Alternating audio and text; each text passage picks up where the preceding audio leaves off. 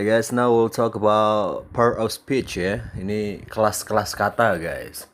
Kelas kata itu ada 8 ya guys ya. Jadi kata-kata itu ada kelas-kelasnya. Ada kelas kata benda, kata kerja, kata sambung, kata depan, apalagi kata keterangan gitu ya.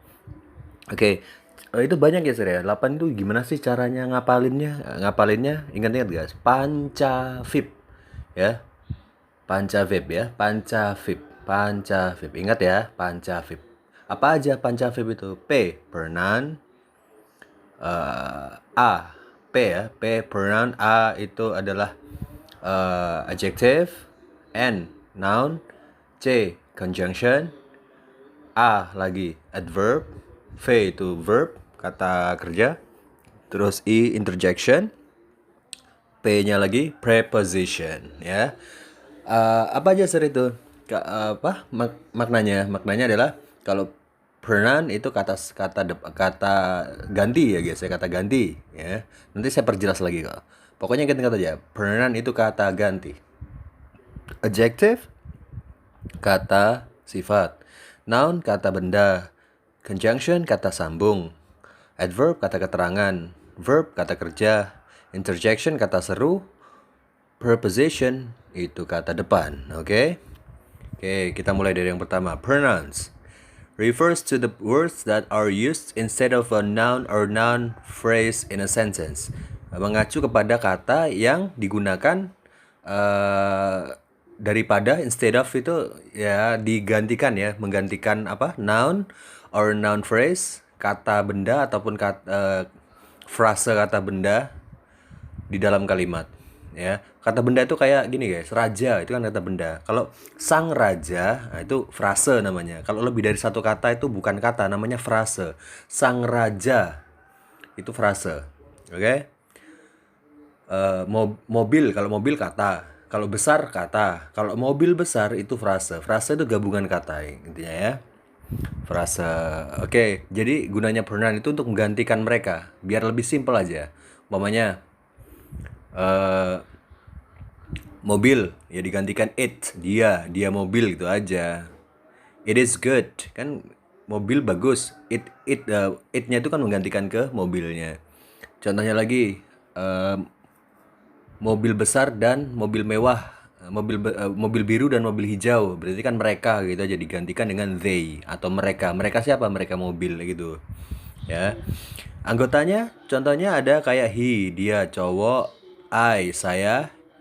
Kayak it's itu untuk kepemilikan, it's apa gitu nanti lebih jelasnya kita bahas di ini ya guys ya, di apa di materi pronoun sendiri kapan-kapan. Me itu untuk objek saya ya kan, my itu kepemilikan untuk saya, she itu dia cewek, that itu ya kan, itu yang cuma satu, kalau those itu itunya banyak gitu ya, dan lain-lain guys ya. Ingat yang penting targetnya untuk hari ini adalah teman-teman tahu pronoun itu kata ganti gitu ya, pronouns kata ganti. Oke, yang penting hafal dulu ya guys ya. Hafal dan tahu anggotanya apa aja gitu aja dulu ya. Jangan terlalu detail dulu ya. Yang kedua adalah adjective. Adjective itu refers to the words that describe a noun or pronoun. Mengacu kepada kata-kata yang mendescribe, menggambarkan suatu kata benda atau kata ganti ya. Jadi dia kata sifat. Adjective itu kata sifat yang mensifati benda. Pokoknya cantik, ganteng itu, besar, kecil itu mensifati benda gitu ya. Hijau, kuning ya, itu juga mensifati benda ya.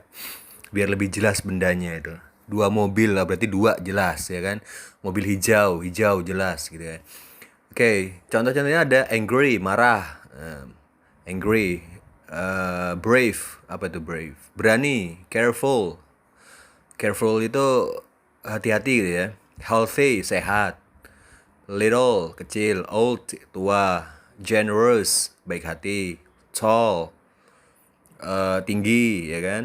Good, apa good, baik, bagus.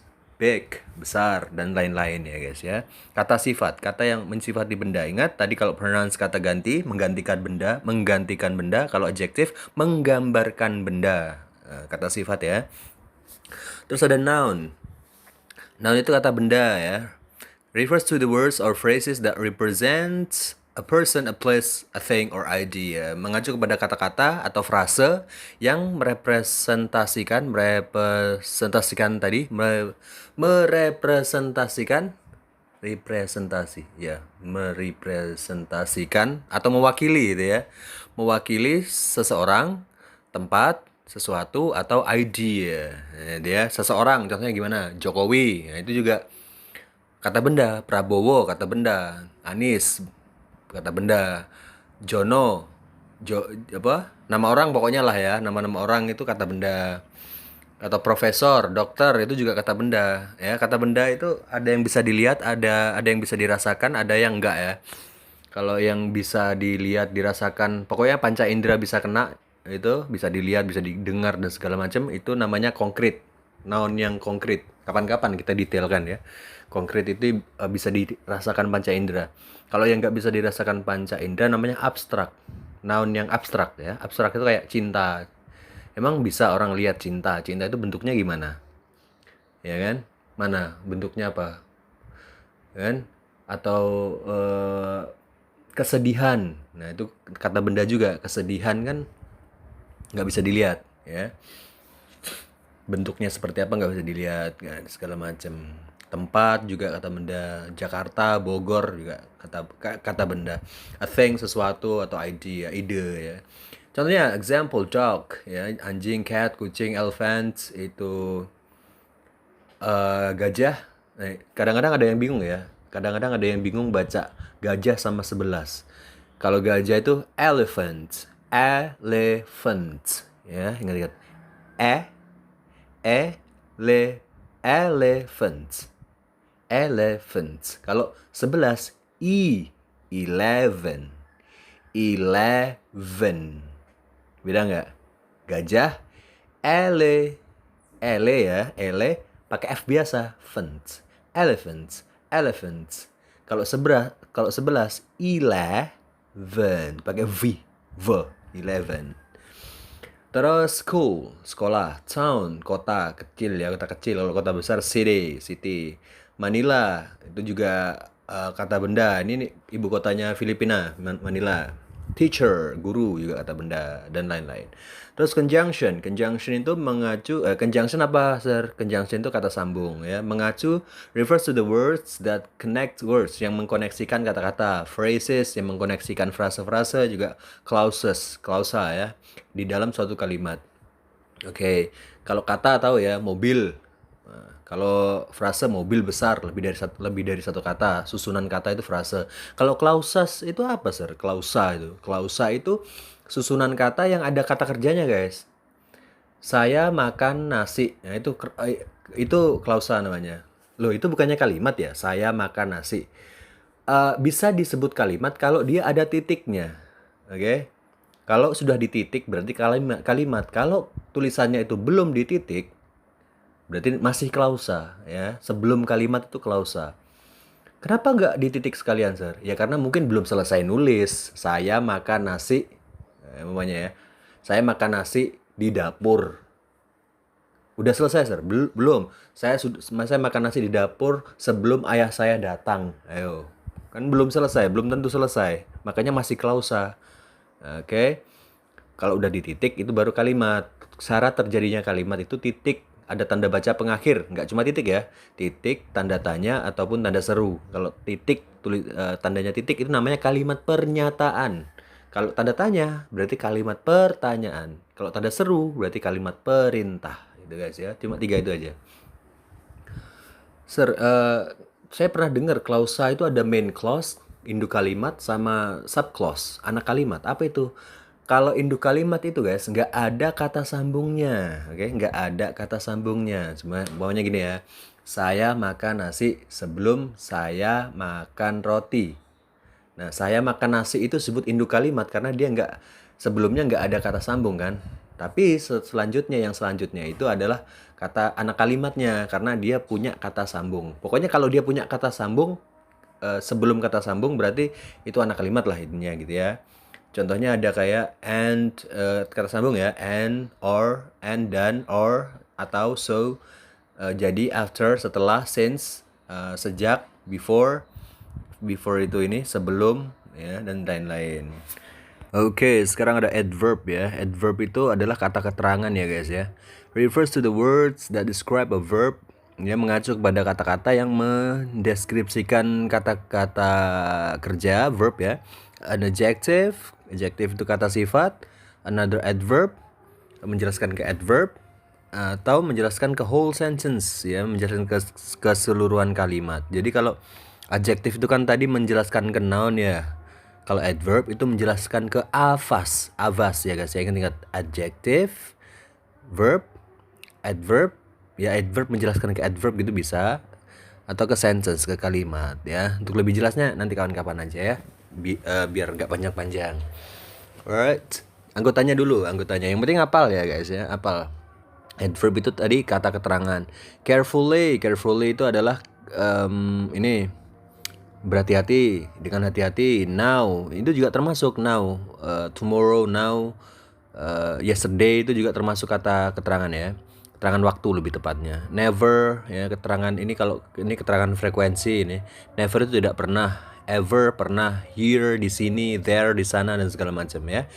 Yang penting ingat dulu adverb adalah ini kata keterangan. Oke, sekarang yang verb ya. Verb refers to verb itu kata kerja. Refers to the words or group words that describe or as a action, experience or states. Mengacu kepada kata-kata atau grup kata-kata atau kumpulan kata-kata yang mendeskripsikan sebuah ini ya, action bukan berdasarkan sebuah action. Jadi dia ya kata kerja aja ya, ada ya action, dia sendiri actionnya ya, bekerja, pergi, memancing dan segala macam. Action atau experience itu pengalaman atau state, keadaan ya. Contohnya ada run, lari, sit, duduk, stand, berdiri, go itu pergi, have memiliki, gets mendapatkan, promise berjanji, invite mengundang, segala macam dan lain-lain ya. Terus ada interjection. Interjection itu kata seru yang wow, wadaw, prikitiu, dan segala macam. Pokoknya kayak gitu-gitu itu namanya interjection atau kata seru. Refers to the words or phrases that are used to express a strong feeling or emotion. Mengacu kepada kata-kata atau frasa yang digunakan untuk mengekspresikan perasaan yang kuat atau emosi ya. Contohnya ahem, aha, gosh, oh, great, hey, hi, hooray. Hooray itu ya, hooray itu ya, segala macam. Prikitiu, Sule bilang prikitiu juga sama. Nah, itu juga kata seru namanya. Kalau preposisi adalah kata depan. Refers to the words that are used before a noun. Mengacu pada kata-kata yang digunakan sebelum kata benda. Pronoun, kata keterangan, or gerund atau gerund. Kapan-kapan saya bahas gerund ya. Gerund itu adalah verb yang ing guys, verb ing tapi dia digunakan sebagai kata benda ya. Kok bisa sir? Ya kayak subjek kan harus benda ya. Ya kalau saya naruh subjeknya itu berenang gimana? Masa swim? Harusnya kan harus diganti dulu ke kata benda. Caranya adalah dengan menambahkan ing depannya, di belakangnya. Swimming ya, jadi swimming is my hobby. Jadi swimming bisa jadi subjek kalau dia gerund ya. Oke, to show place untuk menunjukkan tempat, time, waktu, direction, petunjuk dan segala macam. Preposition. Preposisi itu guys kata depan ya.